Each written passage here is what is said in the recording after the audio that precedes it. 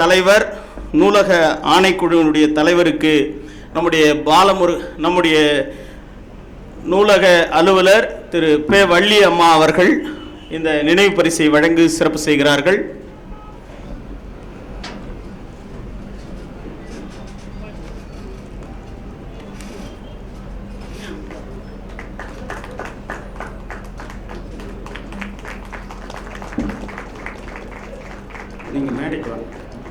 அடுத்ததாக நம்முடைய அன்பு அண்ணன் அவர்களுக்கு வட்டாட்சியர் பாலமுருகன் ஐயா அவர்கள் திருக்கரங்களால் இந்த நினைவு பரிசு வழங்கி சிறப்பு செய்கிறார்கள். நிகழ்ச்சிக்கு வருகை தந்திருக்கக்கூடிய அருணை இலக்கிய வட்டத்தினுடைய தலைவர் பேச்சறிவி சபரி அவர்களையும் அவர் குழுவினரும் வருக என்று வரவேற்கிறோம். மகிழம் தமிழ்ச்சங்கத்தின் தலைவர் சீனி கார்த்திகேயன், கம்பன், அதே போல முத்தமிழ் மன்றத்தினுடைய தலைவர் ஆத்தே முருகையன் ஐயா அவர்களையும் வருக என்று, தமிழ்ச்சங்கத்தின் தலைவர் திரு பொதுச் செயலாளர் காதர்ஷா அவர்களையும் வருக என்று வரவேற்கிறோம். இப்பொழுது நம்முடைய தலைவர், நூலக ஆணைக்குழு ஐயா அவர்களை அறிமுக உரை ஆற்றுவதற்காக நம்முடைய பச்சையப்பன் ஐயா அவர்களை அழைத்து மகிழ்கிறேன். வட்டாட்சியர் திரு பாலமுருகனுடைய சகோதரர் ஆழி செந்தில்நாதனுடைய புத்தக வெளியீட்டு விழா சென்னையில் நடைபெற்றது. தாமா பிரகாஷ், பல்லவனையா உள்ளிட்ட நபர்கள் சென்றிருந்தோம். அப்பொழுது தேவனைய பாவாணம் நூலக ஆடிட்டோரியம் என்று சொல்ல உள்ளரங்கத்தில் நடந்த நிகழ்ச்சியில் இதே போன்ற ஒரு நிகழ்வில் மனுஷபுத்திரன் அவர்களை மேடைக்கு சென்று அமர வைத்தேன். அதை குறிப்பிடுவதற்கான தமிழகத்தின் ஒரு மகத்தான கவிஞனை அழைத்து சென்ற ஒரு பெருமை எனக்கு இருக்கிறது என்பதை பதிவு செய்யத்தான். ஒவ்வொரு புத்தக காட்சியின் போதும் அவர் மீது ஒரு குற்றச்சாட்டு வைக்கப்படும். அவர் அவருடைய உயிர்மை பதிப்பகத்தினுடைய அரங்கத்திற்கு ஸ்டாலுக்கு முன்னாடி உட்கார்ந்துப்பார். வாசைகள் என்று சொல்லுகிற ரசிகள் என்று கூறலாம். கிருஷ்ண பரமாத்மாவை சுற்றி இது உயர்வு நிகழ்ச்சியில் நிஜம் பெண்கள் இருப்பது போல ஃபுல்லாக வாசைகள் ஃபேன்ஸ் இருப்பாங்க. நான்லாம் போனால் கூச்சமோட மனுஷ் அப்படின்னு அப்படி தோலை தொடுவேன். நல்லா இருக்கீங்களா சார்? நல்லா இருக்கேன். செல்வி இருப்பாங்க, நல்லா இருக்கீங்களா? அதோடு சரி. அடுத்து ஆனால் அந்த ஒரு கணத்தை நமக்காகவே ஒப்புவிப்பார். உலகத்திலே நாம தான், அவரும் நாம மட்டும்தான் இருப்பது போன்று இருக்கும். அடுத்து ஏகப்பட்ட வாசைகள், அது பார்க்க ரொம்ப மகிழ்ச்சியாக இருக்கும். அவர் மீது வைக்கப்பட்ட குற்றச்சாட்டு எங்கள் ஸ்டாலெல்லாம் மறைக்கிறாங்க, டிஸ்டர்ப் ஆகுது. தமிழ் இந்தியில் எழுதிட்டாங்க, அவருக்கு தெரிஞ்ச அவர் இப்போ வாசிக்க, ஏன்னா அவரே கட்டுரை எழுதியிருக்காரு. அதில் எங்கள் ஸ்டாலெல்லாம் ஒரு குற்றச்சாட்டு அவர் மீது வைக்கப்பட்டிருக்கிறது. அது ஏற்கனவே நான் கூறியது போல, தாகம் உள்ளவன் நீரை நோக்கி ஈர்க்கப்படுவது போலவும், அழகான பெண்களை நோக்கி இளைஞர்கள் ஈர்க்கப்படுவது போலவும், சேக்குவராவை நோக்கி இளைஞர்கள் ஒரு காலத்தில் ஈர்க்கப்பட்டார்கள் அல்லவா? கனவு கண்டவாறு வாழ்வையும் விரும்பியவாறு மரணமும் பெற்ற அந்த மகத்தான மனிதன் போன்ற ஒரு மகத்தான கவிஞனுக்கு இந்த தமிழகம் அளிக்கின்ற ஒரு மரியாதையாகவே கருதுகிறேன். இந்த பழரசம் நாளடைவில் பதமாகி இன்சுவை வைனாகிவிடும் என்று லியோ டால்ஸ்டாயை பற்றி ஒரு விமர்சகர் குறிப்பிட்டார். ஏறக்குறைய மனுஷபுத்திரன் அவர்களை பற்றி கற்றதும் பெற்றதும் என்ற கட்டுரை துறையில் திரு சுஜாதா அவர்கள் அவ்விதம்தான் குறிப்பிட்டார். அவருடைய நீராலானது கவிதை தொகுப்பு, அதை பற்றி கற்றதும் பெற்றும் கட்டுரை தொகுப்பு குறிப்பிட்டவுடன் மிகச் சரியாக நினைவு 96 பிரதிகள் புத்தக கண்காட்சியில் ஒரே நாளில் விற்றன. ஒரு கவிதை தொகுப்பு 96 பிரதிகள் விற்பது மகா பெரிய ஆச்சரியம். இன்று ஏறக்குறைய தமிழகத்தில் ஓராண்டில் அதிகமாக கவிதை எழுதுபவர் அவர்தான். எண்ணிக்கையின் அடிப்படையில் அதிகமாக கவிதை எழுதுபவர் அவர்தான். சான்றாக 2023 டிசம்பர் முதல் 2024 டிசம்பர் வரை இதுவரை இவர் 1160 கவிதைகளை எழுதியிருக்கிறார். 1536 பக்கங்களில். அதனுடைய பெயர் நாளை என்பது உன்னை காணும் நாள். அதற்கு 3 ஆண்டு மிஸ் யூ, அதை நாங்கள் மிஸ் பண்ணல, வாங்கிட்டோம். தலையணை சைஸ் இருக்கான உள்ளபடியே அற்புதமான கவிதைகள் தொகுப்பு. நீங்கள் கட்டாயம் இதெல்லாம் பதிவு செய்வதற்கான அந்த இங்கே அரங்கன் உயிர்மை அரங்கு இங்கே இருக்கிறது. தயவு செய்து அதை வாங்கி வாசித்து பார்த்தால் காய்தல் ஓத்திலின்றி பெரியோரை வைத்தலுமே சிறியோரை எழுதல் அதரும் இளமை என்று கூறுவார் அல்லவா? அதை போன்று நான் கூறிய கருத்து உண்மை என்பதை நீங்கள் உணரலாம். 16 வயதில் முதல் கவிதை தொகுப்பை வெளியிட்டவர் திரு மனுஷபுத்திரன். நான்லாம் மனுஷன் தான் கூப்பிட்ட பழக்கம். திரு என்பதெல்லாம் இது போன்ற அடைமொழிகள் அவர் நிராகரித்தவர். மனுஷன் தான் கூப்பிடுவோம். அவர் தப்பாக நினைச்சதில்லை, தப்பாக நினைச்சா கவலைப்படுறதில்லை. பகவான் தானே கூப்பிடுவோம் அவரை. தேசிய அளவில் இடம் படைப்பாளைக்கான சம்ஸ்கிருத் சம்மான் விருதை பெற்றவர். 8 ஆண்டுகள். சுந்தர ராமசாமி அழுத்தமாக பதிவு செய்கிறேன், கண்ணன் அல்ல. சுந்தர ராமசாமி காலச்சோடி இதழின் ஆசிரியராக இருந்தவர். இந்தியா டுடே இதழால் தமிழகத்தின் செல்வாக்குமிக்க 10 நபர்களால் ஏற்கனவே தேர்ந்தெடுக்கப்பட்டவர். இப்போ நிச்சயமாக செல்வாக்கு மிக்கவராக இருக்கிறார் என்பது மாறுபட்ட கருத்தில்லை. 2002 உயிர்மை பதிப்பகம் தொடங்கி இதுவரை நடத்தி வருகிறார். ஆயிரக்கணக்கான தலைப்புகளில் புத்தகங்களை வெளியிட்டிருக்கிறார். சுஜாதாவுடைய புத்தகங்களை வெளியிட்டு நிஜமாகவே ராயல்டி கொடுத்தவர். அதை சுஜாதா பதிவு செய்திருக்கிறார். இவ்வளோலாம் பணம் என் புத்தகத்துக்கு வருமாப்பா, நான் நம்பவே முடியலையே அப்படின்னு அவரே எழுதியிருக்காரு. 2003ஆம் ஆண்டு தொடங்கி உயிர்மை மாத இதழை நடத்தி வருகிறார். ஒரு அற்புதமான இடைநிலை இதழாக இருக்கின்றது. அதை பெருமைக்குரிய விஷயமாக பதிவு செய்து அந்த இதழின் முதல் இதழிலிருந்து இப்போது சோபா சக்தி அட்டைப்படமாக போட்டிருக்கிற இதழ் வரை என்னிடம் இருக்கிறது. நீங்கள் எந்த நேரத்திலும் அந்த சிற்றத்தை எடுத்து பார்க்கலாம். சிற்றதழ் இடைநிலை இதழ் என்று கூறலாம். நிச்சயம் இது பொய்யல்ல, உண்மை. இலக்கியம், சினிமா, அறிவியல், சுற்றுச்சூழல் என்ற அற்புதமான இலக்கிய இதழாக 22 ஆண்டுகளாக வெளிவந்து கொண்டிருக்கிறது. உணர்ச்சிகளின் உச்சகட்ட வெறியாட்டமும் சொல்லின் மந்திரத்தன்மையும் தான் கவிதை என்று அடையாளப்படுத்தியுள்ளார். 1967 இந்த ஆண்டு ரொம்ப முக்கியம். தமிழகத்தில் மிகப்பெரிய மாற்றம் நடந்தது. அந்த ஆண்டில் பிறந்தது ஒரு தற்செயல் நிகழ்வு தான். தூரங்குறிச்சியில் திருச்சி மாவட்டத்தில் பிறந்த இவர் சமகாலத்தில் தமிழகத்தில் ஏற்கனவே குறிப்பிட்டவாறு அதிக கவிதைகளை எழுதியிருக்கிறார். வார்த்தைகளின் வசியக்காரனான மனுஷன் உயிர்மை தலையங்கள் எனக்கு மிகவும் பிடித்தமானவை. சொல்லப்போனால் 100வது இதழில் கூட ஒரு கருத்து இருக்கிறார். ஏதே ஒரு இனிய விஷயம் நடந்தது, அது 200வது இதழில் குறிப்பிடுவது இதுவரை குறிப்பிடவில்லை. நன்றாக நினைவிருக்கிறது. தண்ணீரில் தீப்பிடிக்கும் காலமொன்றோ வருகிறது என்று ஒரு பாசிச ஆட்சியின் வருகையை அவர் குறிப்பிட்டிருக்கிறார். நினைவிருக்கிறதா மனுஷ்? தண்ணீரில் தீப்பிடிக்கும் காலமொன்றோ வருகிறது. அந்த தலைமையகத்தின் தலைப்பை வாசிக்கும் போது என் கண்முன் விரிந்த சித்திரம் உக்கிரமானது. அது தற்போது நிகழ்ந்து கொண்டிருக்கிறது என்பதுதான் ஒரு வருந்தத்தக்க உண்மை. கவிஞன் காலம் கடந்தும் சிந்திப்பான். ஒரு தீர்க்க தரிசனத்தை எழுத்து அவனுக்கு வழங்கிவிடும் என்பதற்கு அந்த தலையங்கமே ஒரு சான்று.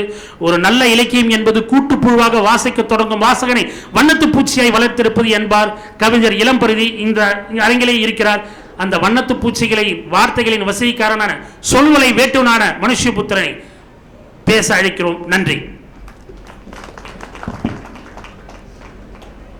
பச்சையப்பன் அவர்களுக்கு நன்றி. எப்பொருள் யார் யார் வாய் கேட்பினும் அப்பொருள் மெய்ப்பொருள் காண்பதறிவு என்பதை நான் பொதுவாக எல்லா மேடைகளிலும் சொல்லக்கூடிய ஐயன் திருவள்ளுவரை வணங்கித்தான் என்னுடைய உரையை நான் தொடங்குவேன். இப்பொழுது கூடுதலாக பச்சையப்பனுடைய அந்த அருமை உரைக்கும் சேர்த்து சொல்கிறேன். எப்பொருள் யார் யார் வாய் கேட்பினும் அப்பொருள் மெய்ப்பொருள் காண்பதறிவு. சற்று கூச்சப்படக்கூடிய அளவிற்கு அருமை உரையை ஆற்றினார். அவருக்கு என்னுடைய நன்றி. இந்த திருவண்ணாமலை புத்தக கண்காட்சியில் முதலாக உரையாற்றுவதற்காக வாய்ப்பளித்த மாவட்ட நிர்வாகத்திற்கும் இந்த மேடையிலும் இந்த அரங்கிலும் இருக்கக்கூடிய நூலக அலுவலர் பே வள்ளி அவர்கள் மற்றும் பாவலர் சு வேலாயுதம் அவர்கள், ஆசிரியர் பச்சையப்பன் அவர்கள், எனக்கு முன்னால் ஒரு சிறப்பான உரையை ஆற்றி சென்றிருக்கக்கூடிய பே அன்பு அவர்கள், வட்டாட்சியர் பாலமுருகன் அவர்கள் ஆகியோருக்கும் என்னுடைய வணக்கங்களை தெரிவித்துக் கொள்கிறேன். அதைவிட இங்கு ஒரு முக்கியமான மனிதர் இந்த மேடையில் இந்த அரங்கில் அமர்ந்திருக்கிறார். பொதுவாக அவரை நான் மேடைகளில் அமர்ந்துதான் பார்த்திருக்கிறேன். முதலாக பார்வையாளர் மாடத்தில் அமர்ந்திருக்கக்கூடிய அவரை பார்ப்பது வித்தியாசமாக இருக்கிறது. இங்கே பச்சையப்பன் அவர்கள் பேசுகிற போது எனக்கு கிடைத்த சில அங்கீகாரங்கள், விருதுகள், பாராட்டுகள், அவரே கூறக்கூடிய பாராட்டுகள், அதை எல்லாமே நிறைய தெரிவித்தார். ஆனால் ஒரு மனிதனுடைய வாழ்க்கையில் எவ்வளவு பெரிய விருதுகளை பெற்றாலும் சரி, அங்கீகாரங்களை பெற்றாலும் சரி, அவனுக்கு முதலாக கிடைக்கக்கூடிய ஒரு மிகப்பெரிய விருது என்ன தெரியுமா? அவனுடைய பெயர் முதலாக மேடையில் உச்சரிக்கப்படுகிற தருணம்தான் மிகச்சிறந்த ஒரு விருது. அதற்கு பின்னால் இருப்பது எல்லாமே அதற்கு கீழே தான் வரும். அப்படி என்னுடைய பெயரை முதலாக ஒரு மேடையில், அப்போது நாங்கள் ஒரு முற்போக்கல் தாள் சங்கத்தினுடைய மாநாட்டிற்கு இங்கே லல்லி அவர்கள் வந்திருக்கிறார்கள். அவர்தான் என்னை அங்கு அழைத்து சென்றார். எங்கள் எல்லாம் யாருக்குமே தெரியாது. அப்போதுதான் என் படுக்கையறையில் யாரோ ஒளிந்திருக்கிறார்கள் தொகுப்பு வெளிவந்திருக்கிறது. அப்போது நாங்கள் எங்கோ ஒரு கடைசி வரிசையில் அமர்ந்திருக்கிறோம். அப்போது மனுஷபுத்திரன் என்ற ஒருவர் எழுதுகிறார், அவருடைய கால்களின் ஆல்பம் என்ற ஒரு அற்புதமான கவிதை இருக்கிறது என்று. நான் அங்கே இருக்கிறேன் என்பது கூட பவாச்சலத்துறைக்கு தெரியாது. பவாச்சலத்துறை தான் முதலாக ஒரு மேடையில் என்னுடைய பெயரை உச்சரித்தார். அந்த இடத்திலிருந்து தான் என்னுடைய எல்லா பயணங்களும் தொடங்கின என்பதை இங்கே நான் குறிப்பிட விரும்புகிறேன். இன்றைக்கு அவர் ஒரு நாடறிந்த ஒரு பேச்சாளர். அது மட்டுமல்ல, பேச்சாளர் என்றால் நிறைய இளைஞர்களுக்கு அவர் இலக்கியத்தை கற்பிக்கிற, எதை படிக்க வேண்டும் என்கிற ஒரு ஞானத்தை கொடுக்கிற. ஜெயகாந்தன் சொல்வார், எதை படிக்க வேண்டும் என்ற ஞானம் இல்லையேல் எழுத்தறிவிருந்தும் பயனில்லை என்பார். அப்படி ஒரு எழுத்துக்களை இளைஞர்களிடம் கொண்டு செலுத்தக்கூடிய ஒரு மாபெரும் பணியை தமிழ்நாட்டிலும் தமிழ்நாட்டிற்கு வெளியிலும் அவர் தொடர்ந்து சொல்லிக் கொண்டிருக்கிறார். அவருக்கும் இங்கு வந்திருக்கக்கூடிய உங்கள் அனைவருக்கும் என்னுடைய நெஞ்சார்ந்த நன்றிகளை நான் தெரிவித்துக் கொள்கிறேன். இங்கே உரையாடல் கலையை பற்றி நான் என்னுடைய பேசு பொருள் அந்த தலைப்புக்கு வருவதற்கு முன்பாக இங்கே அன்பு அவர்கள் உரையாடல் கலையை பற்றி ஒரு விரிவான உரையை ஆற்றினார். ஒரு முக்கியமான ஒரு பாடுபொருளில் ஒரு பேசு பொருளில் அவர் தன்னுடைய உரையை நிகழ்த்தினார். அதாவது எப்படி உலகை மாற்றிய தலைவர்கள் தங்களுடைய பேச்சுக்கலையின் வழியாக தங்களுடைய சிந்தனைகளை மக்களிடம் கொண்டு சென்றார்கள் என்பதை அவர் விரிவாக எடுத்துரைத்தார். ஹிட்லர், மாசேதுங், சேகுவேரா, இன்னும் நிறைய பேரை பற்றியெல்லாம் அவர் இங்கே குறிப்பிட்டார். ஆற்றல் மிக்க உலகளவில் அறியப்பட்ட பேச்சாளர்களை பற்றி இங்கு தமிழ்நாட்டினுடைய இங்கே கேரளாவுக்கு வருகிற போது அங்கு வரைக்கும் அவர் வந்துவிட்டார். தமிழ்நாட்டிற்கு வருவாரா மாட்டாரா என்று பார்த்து கொண்டே இருந்தேன். அண்ணாவை பற்றி குறிப்பிட்டார். ஆனால் எனக்கு ஒரு வருத்தம், அண்ணாவை குறிப்பிட்டவர் தமிழ்நாட்டில் இன்னொரு பேச்சாளராக சீமானை குறிப்பிட்டார். சீமான் யாரை ஒழித்து கட்ட வேண்டும் என்று சொல்லிக் கொண்டிருக்கிறாரோ அந்த பெரியாரை பற்றி அவர் சொல்ல மறந்துவிட்டார். தமிழ்நாட்டினுடைய சமூக சீர்திருத்த இயக்கங்கள், சமூகத்திற்கான மாற்றத்திற்காக குரல் கொடுப்பவர்கள் எல்லா குரலுமே பெரியாரிலிருந்து தொடங்கிய குரல் தான். பெரியார் இல்லையே அண்ணா இல்லை, ஏன் நாங்கள் யாருமே இல்லை. இன்னொரு பேரையும் கூட விட்டுவிட்டார். அவரிடம் குறை சொல்வதற்காக நான் சொல்லவில்லை, இந்த விடுதலை சுட்டிக்காட்ட சொல்கிறேன். கலைஞருடைய பெயரை அவர் விட்டுவிட்டார். தமிழ்நாட்டின் மிகப்பெரிய ஒரு அரசியல் மாற்றத்தை கொண்டு வந்த தலைவர்கள் அண்ணாவும் கலைஞரும். கலைஞருடைய பேச்சுக்கள் தமிழ்நாட்டின் மூளை முடுக்கெல்லாம் இருக்கக்கூடியவர்களை தட்டி எழுப்பியது. ஒரு அரசியல் அதிகாரத்தில் மிகப்பெரிய தோல்விகளை எல்லாம் திராவிட முன்னேற்ற கழகம் சந்தித்த போது மீண்டும் மீண்டும் அந்த இயக்கத்தை உயிர்ப்புடன் கொண்டு வந்தது நிச்சயமாக மாசேதுங் நடத்திய போராட்டத்திற்கு இணையானது என்பதை நான் இங்கே சொல்ல விரும்புகிறேன். இதை நான் திமுகவை சேர்ந்தவன் என்பதற்காக சொல்லவில்லை. தமிழ்நாட்டில் அரசியல் அறிந்த, அரசியலை கற்கக்கூடிய அனைவரும் அறிவார்கள். அண்ணாவும் கலைஞரும் எப்படி தமிழ் பேச்சு மொழியை அவர்கள் ஒரு பெரிய தாக்கத்தை செலுத்தினார்கள் என்பது. நண்பர்களே, இன்றைக்கு நாங்கள் இன்றைக்கு எனக்கு தரப்பட்டிருக்கக்கூடிய தலைப்பு என்பது தமிழால் வாழ்ந்தோம் என்பது. அதற்கு முன்னால் நாம் ஒன்றை கேட்டுக்கொள்ள வேண்டும். அதாவது அண்ணா பெரியாரை பற்றி பேசுவதற்கு முன்னால் பெரியார், அண்ணா, கலைஞர் இவர்கள் முற்போக்கு கருத்துக்களை அல்லது புரட்சிகர கருத்துக்களை ஒரு படிப்பறிவு பெரும்பாலும் இல்லாத ஒரு சமூகத்தில் பேச்சு வழியாக கொண்டு சென்றார்கள் என்பது மட்டும் அவர்களுடைய பங்களிப்பு அல்ல. அது ஒரு முதன்மையான பங்களிப்பு என்றாலும் கூட அதைவிட ஒரு பிரம்மாண்டமான பங்களிப்பை அண்ணாவும் கலைஞரும் செய்தார்கள். அது இன்றைக்கு நான் எடுத்துக்கொண்டிருக்கக்கூடிய பேசு பொருளோடு தொடர்புடையது. அண்ணாவும் கலைஞரும் பேசிய தமிழ் என்ன என்பதை நீங்கள் சிந்தித்து பார்க்க வேண்டும். பெரியார் பேச்சு வழக்கில் பேசினார், பேச்சு மொழியில் பேசினார். எளிய மக்களுக்கு கூட போய் சேரக்கூடிய வகையில் மிக மிக இந்த சமூகத்தை உழுக்கக்கூடிய கருத்துக்களை பெரியார் முன்வைத்தார். அன்றைக்கு மௌடிகம் மண்டி கிடந்த ஒரு காலகட்டத்தில் மிக துணிச்சலாக பெரியாருடைய குரல் எங்கெங்கும் ஒலித்தது. அதிலிருந்து பற்பல கிளைகள் உருவாகி வந்தன. ஆனால் பெரியாரை தாண்டி அண்ணாவும் கலைஞரும் வேறொரு பொறுப்பை எடுத்துக்கொண்டார்கள். அது என்னவென்று சொன்னால், தமிழால் வாழ்ந்தோம் என்கிற தலைப்பை இன்றைக்கு நான் எடுத்துக்கொண்டிருக்கிறேன். அண்ணாவும் கலைஞரும் பேச வந்த காலத்தில் தமிழ் வாழ்ந்து கொண்டிருந்ததா என்பதை நாம் பார்க்க வேண்டும். அதாவது தமிழினுடைய செம்மையை பற்றி நாம் பேசுகிறோம், உயர்வையை பற்றி பேசுகிறோம். தமிழ் எவ்வாறு செம்மொழியாக இருந்தது, 2000 வருட இலக்கிய பாரம்பரியத்தில் அது எத்தகைய உன்னதங்களை தமிழ் கொண்டிருந்தது என்பதை பற்றியெல்லாம் நாம் பேசுகிறோம். அதெல்லாம் உண்மை, அதெல்லாம் எவ்வளவு வேண்டுமானாலும் பேசலாம். ஆனால் கிபி 12ஆம் நூற்றாண்டு 13ஆம் நூற்றாண்டிற்கு பிறகு தமிழ் அடைந்த அழிவு என்பது மிக மிக கொடூரமானது. சமஸ்கிருதத்தினுடைய தாக்கம், பிறமொழி படையெடுப்பாளர்களுடைய தாக்கம், மணிப்பிரவாளம் கலந்து தமிழ் கொஞ்சம் கொஞ்சமாக தன்னுடைய வனப்பையும் அழகையும் இழந்து சிதைவிற்ற ஒரு மொழியாக மாறியது. இந்த சிதைவு அதற்கு முன்னால் ஆரம்பித்துத்தான் தூய தமிழ் மொழியிலிருந்து தெலுங்கு பிறந்தது, கன்னடம் பிறந்தது, மலையாளம் பிறந்தது.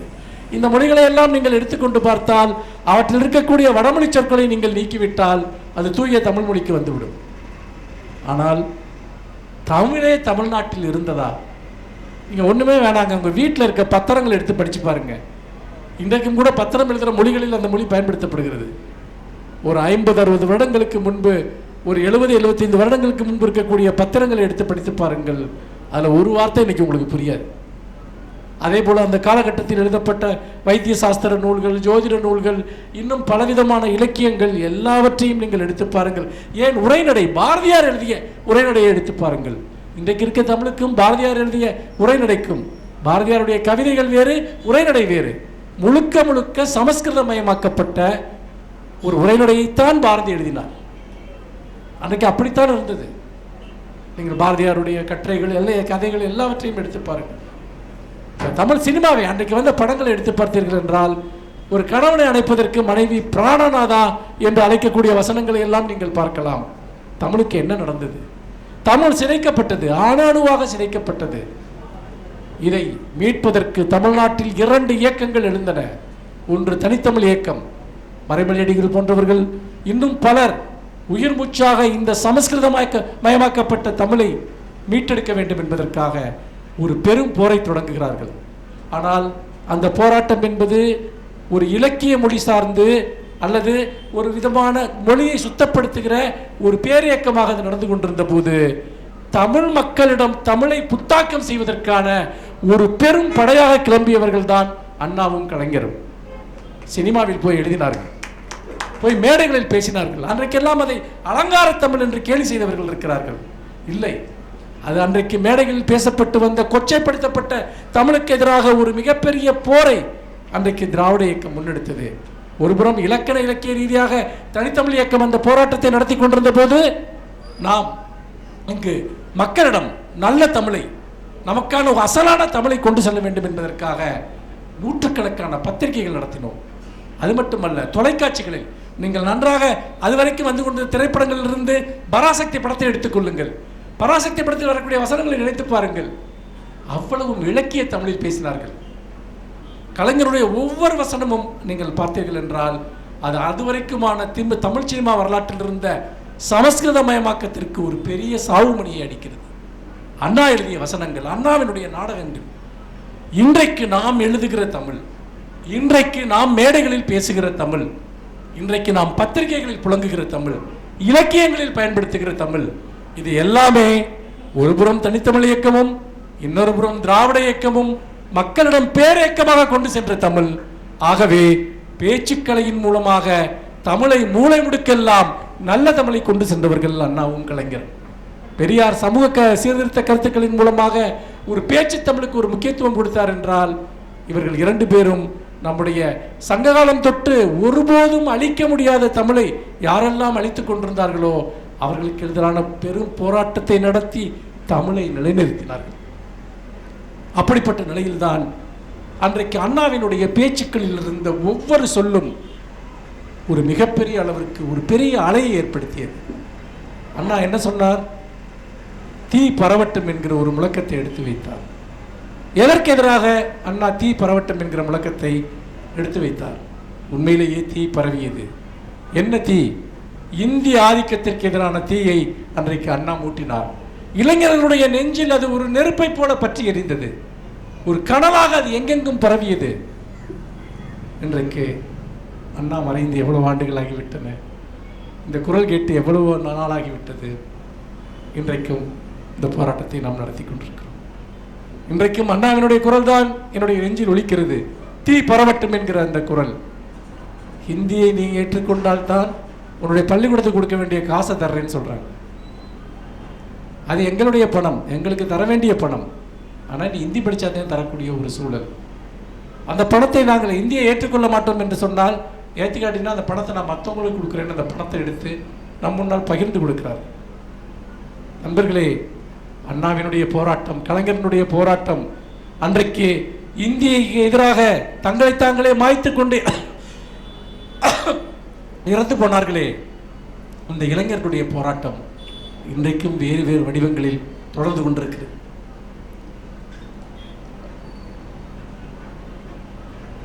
நாம் கேட்பதெல்லாம் ஒன்றே ஒன்றுதான். நாங்கள் எந்த மொழிக்கும் எதிரானவர்கள் அல்ல.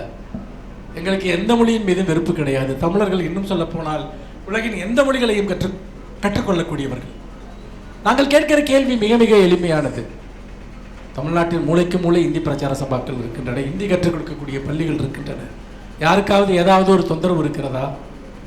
எங்கள் கைகளை முறுக்காதீர்கள், எங்களை பிளாக்மெயில் செய்யாதீர்கள், எங்கள் வாயில் வந்து அதை திணிக்காதீர்கள். நாங்கள் ஏற்க மாட்டோம். தமிழர்களுடைய மரபு தங்கள் மேல் திணிக்கப்பட்ட எதையும் ஏற்றது கிடையாது. இந்தி மட்டுமல்ல, யாரெல்லாம் தமிழுக்கு வெவ்வேறு விதமான விஷக்கிருமிகளை கொண்டு வந்தார்களோ அவர்கள் எல்லாம் கடைசியில் வெளியேற வேண்டிய நிலைதான் ஏற்பட்டது. அப்படிப்பட்ட நிலையில் எங்கள் இயல்பு அல்ல அது. நீங்கள் எங்களை எதற்காக ஒன்றுக்கு பலவந்தப்படுத்தினால் நாங்கள் அதை எதிர்ப்போம். அவ்வளவுதான் எங்களுடைய பாலிசி. இந்தி கற்றுக்க எதற்காக கற்றுக்கொள்ள வேண்டும்? ஏன் இந்திக்காரர்கள் யாருமே ஆங்கிலம் கற்றுக்கொள்வதில்லை? அங்கெல்லாம் ஒரு மொழி கொள்கை தான் இருக்கிறது. தமிழ்நாட்டில் தான் நாங்கள் ஆங்கிலம் படிக்கிறோம், தமிழ் படிக்கிறோம். எங்கள் இளைஞர்கள் உலகங்களுக்கு சென்று பணியாற்றுகிறார்கள். ஒரு மிகப்பெரிய அந்நிய செலாவணியை தமிழ்நாடு இன்றைக்கு ஈட்டிக் கொண்டிருக்கிறது. தொழில் வளர்ச்சி பெற்ற மாநிலமாக தமிழ்நாடு மாறி இருக்கிறது. எத்தனை கல்லூரிகள், மருத்துவக் கல்லூரிகள், பொறியியல் கல்லூரிகள், கலைக்கல்லூரிகள், இந்தியாவிலேயே இன்றைக்கு கல்லூரிகளில் முதலிடத்தை தமிழ்நாடு வகிக்கிறது. தொழில் வளர்ச்சியில் இன்றைக்கு நாங்கள் முதலிடத்திற்கு வந்திருக்கிறோம். மிகப்பெரிய அளவுக்கு நாங்கள் இன்றைக்கு வந்து பார்த்தீர்கள் என்றால் ஒரு வருவாய் ஈட்டக்கூடிய மாநிலமாக தமிழ்நாடு இருக்கிறது. இதெல்லாமே இந்தி படிக்காமல் தான் நாங்கள் ஈட்டியிருக்கிறோம். இந்தி படிக்காமலே தான் நாங்கள் இவ்வளவையும் அடைந்திருக்கிறோம். அப்படிப்பட்ட நிலையில் நீங்கள் எதற்காக இந்த நிர்பந்தத்தை எங்கள் மேல் செலுத்துகிறீர்கள்? நாங்கள் இந்தி படிக்காதனால் இழந்தது எதுவுமே கிடையாது. நீங்கள் ஒன்று சொல்லுங்கள், தமிழர்கள் இந்தி படிக்கலை அதனால் இதெல்லாம் இழந்துட்டீங்கன்னு. சில பேர் சொல்லுவார்கள், போய் ஏதாவது ஹோட்டலில் போயிட்டு இந்திக்காரன்ட்ட வந்து மசால் தோசை கேட்குறதுக்கு வந்து ஹிந்தி தெரியணும்பாங்க. மசால் தோசை சாப்பிடுவதற்காக ஒரு மொழியை கற்றுக்கொள்ள வேண்டுமா என்பதை நண்பர்களே நீங்கள் சிந்தித்து பார்க்க வேண்டும். யார் மசால் தோசை விற்கிறானோ அவன் தான் நம் மொழியை கற்றுக்கொள்ள வேண்டும். அவனுக்கு பிஸ்னஸ் வேணும்னா அவன் தான் கற்றுக்கணும். இங்கே மலையாளிகள் வருகிறார்கள், இங்கே எல்லா இடங்களிலும் டீ கடை திறக்கிறாங்க, அவர்கள் தமிழை கற்றுக்கொள்கிறார்கள். உங்களுக்கு என்ன சாயா வேணும்னு தான் கேட்குறோம். நான் போய் மலையாளம் கற்றுக்கொண்டு ஒரு சாயா குடிக்க வேண்டும் என்று எனக்கு எந்த அவசியமே இல்லை. நான் ஆங்கிலம் படித்தால் நான் உலகம் முழுக்க சென்று வெளியே வேலை செய்வேன், பணியாற்றுவேன், பொருள் ஈட்டுவேன். எதற்காக? எனக்கு மசால் தோசை வேண்டுமா அல்லது நான் அமெரிக்காவில் நாசாவில் போய் பணிபுரிய வேண்டுமா என்பதைத்தான் தமிழர்கள் முடிவு செய்கிறார்கள். அதனால் தான் நாங்கள் இருமொழி கொள்கையை நாங்கள் ஏற்றுக்கொண்டோம். அப்படி பார்க்கிற போது மீண்டும் நம்மை அண்ணாவினுடைய அதே வாக்கியம், தீ பரவட்டும் என்கிற அந்த வாக்கியம், அவர் அண்ணாவை பற்றி குறிப்பிட்டதனால் நான் இந்த சப்ஜெக்டிற்கு வர வேண்டியிருந்தது. அவர் அண்ணா என்று சொன்னவுடன் தீ பரவட்டும் என்கிற அந்த வாக்கியம்தான் என் மனதிற்கு வந்தது. நண்பர்களே, உண்மையிலேயே நாம் தமிழால் வாழ்ந்தோம் என்பது எவ்வளவு உண்மையோ அதைவிட உண்மை தமிழை வாழ வைத்தால்தான் நாம் வாழ முடியும் என்பதும் இன்னொரு உண்மை. அப்படி பார்க்கிற போது தமிழை வாழ வைக்க வேண்டும், அப்போதுதான் நாம் வாழ முடியும். தமிழ் இருந்த இடம் என்பது மிக மிக பெரியது, மிக உன்னதமானது. சமீபத்தில் தமிழ்நாடு அரசு ஒரு மிக முக்கியமான ஒரு பிரகடனத்தை வெளியிட்டது. மாண்புமிகு முதலமைச்சர் வெளியிட்டார். அது என்னவென்று சொன்னால், அது பாரதியார் பாட்டில் வரும், வந்துட்டு இரும்பை காய்ச்சி உருக்கிடுவீரே எந்திரங்கள் செய்திடுவீரே அப்படின்னு பாரதியார் பாடுவார். இரும்பை நம்ம எப்போ காய்ச்சணும்னு தெரியுமா?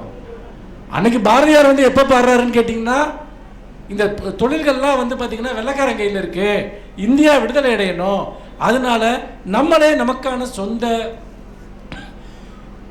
ஆலைகளை உருவாக்கணும், நம்ம தொழில்துறையில் முன்னேறணும் அப்படின்னு சொல்லி பாரதியார் பாடுறார். இரும்பை காய்ச்சி உருக்கிடுவேரே அப்படின்னு. இரும்பை நம்ம காய்ச்சி எப்போ உருக்கணும்னு உங்களுக்கு தெரியுமா? 5300 ஆண்டுகளுக்கு முன்பு தமிழர்கள் இரும்பை காய்ச்சி உருக்கி இருக்கிறார்கள். உலகத்தில் முதல் இரும்பு பயன்பாடு கண்டுபிடிக்கப்பட்ட காலமாக தமிழ்நாட்டில் கண்டுபிடிக்கப்பட்ட தொல்லியல் ஆய்வுகள் நமக்கு காட்டுகின்றன. இந்த உண்மையை இன்றைக்கு நாம் சொல்லிக் கொண்டிருக்கிறோம். நாம் இலக்கிய சான்றுகள் இருந்து இது சொல்லவில்லை. நண்பர்களே, நன்றாக கவனிங்கள். அதற்கு இலக்கிய சான்றுகள் இருந்தாலும் கூட உலக அளவில் இலக்கிய சான்றுகள் நம்பகமான ஆய்வுகளாக எடுத்துக்கொள்ளப்படுவதில்லை. அதனால் தமிழ்நாட்டில் கண்டுபிடிக்கப்பட்ட தொல்லியல் பொருள்கள் உலகத்தில் இருக்கக்கூடிய பல்வேறு விதமான கரிம ஆய்வுக்கூடங்களுக்கு அனுப்பி அவர்கள் உறுதிப்படுத்தியதுதான் கிறிஸ்து பிறப்பதற்கு 3500 ஆண்டுகளுக்கு முன்பே தமிழர்கள் இரும்பை பயன்படுத்தி இருக்கிறார்கள், இரும்பிலான கருவிகளை பயன்படுத்தி இருக்கிறார்கள் என்று. இதை நாம் ஏன் முக்கியமான ஒரு கண்டுபிடிப்பாக சொல்கிறோம் என்றால், ஒரு நாகரிகத்தினுடைய தொன்மை, ஒரு பண்பாட்டினுடைய தொன்மை, அதை நாம் அறிகிற போது உண்மையிலேயே மனிதகுல வரலாற்றில் நாகரிகம் தொடங்கிய வரலாறு என்பது இந்தியாவில், முக்கியமாக தென்னிந்தியாவில் தான் தொடங்கி இருக்கிறது என்பதற்கான சான்றுகள் நமக்கு கீழடியிலும் நெல்லையிலும் இன்னும் பல இடங்களிலும் கிடைத்த சான்றுகள் உலக அளவிலான ஆய்வுகளின் மூலமாக நிரூபணமாகி வருகிறது, நிரூபிக்கப்பட்டிருக்கிறது. இதை எவரும் மறுக்கவில்லை. இல்லை, இது ஆய்வுபூர்வமாக தவறு என்று எவரும் சொல்லவில்லை. ஆனால் வரலாற்றில் இருக்கக்கூடிய வரலாற்று அறிஞர்கள் அல்லது தொல்லியல் ஆய்வாளர்கள் ஒரு கனத்த மௌனத்தை கடைபிடிக்கிறார்கள். ஏன் கடைபிடிக்கிறார்கள் தெரியுமா? ஆரியர்களுடைய நாகரிகம் தான் தொன்மையான நாகரிகம். ஆரியர்கள் தான் மிகப்பெரிய தொன்மையான பண்பாட்டை வைத்திருந்தார்கள். அதற்கு பிந்தையது சிந்து சமவெளி நாகரிகம், தமிழர்களுடைய நாகரிகம் என்றெல்லாம் அவர்கள் நிறுவுகிறார்கள். அங்கு சரஸ்வதி நதி என்கிற ஒரு நதி ஓடிக்கொண்டிருந்ததாகவும் அந்த நதிதான் தொன்மையான நதி என்றெல்லாம் பேசிக் கொண்டிருக்கிறார்கள். இதுவரைக்குமான அத்தனை அவர்கள் சொன்ன கட்டுக்கதைகளையும் 100 ஆண்டுகளுக்கு முன்பு ஜான் மார்ஷல் என்ற அறிஞர் சிந்து சமவெளியில் கண்டுபிடித்த பொருள்கள், அவை சிந்து சமவெளியில் கண்டுபிடித்த பொருள்களுக்கும் தென்னிந்தியாவில் முக்கியமாக தமிழ்நாட்டில் கண்டுபிடித்த பொருள்களுக்கும் நேரடியாக தொடர்பு இருக்கின்றன. ஆகவே தமிழ்நாட்டில் வாழ்ந்த மக்கள் சிந்து சமவெளியிலிருந்து வந்தவர்கள் என்கிற முடிவை ஜான் மார்ஷலுடைய இன்றைக்கு அவருடைய நூற்றாண்டை இந்த வருடம் நாம் கொண்டாடி கொண்டிருக்கிறோம். சிந்து சமவெளி ஆய்வுகள் கண்டுபிடிக்கப்பட்டதனுடைய நூற்றாண்டை நாம் கொண்டாடி கொண்டிருக்கிறோம். இதை ஏன் நான் சொல்ல வருகிறேன் என்று சொன்னால், நாகரிக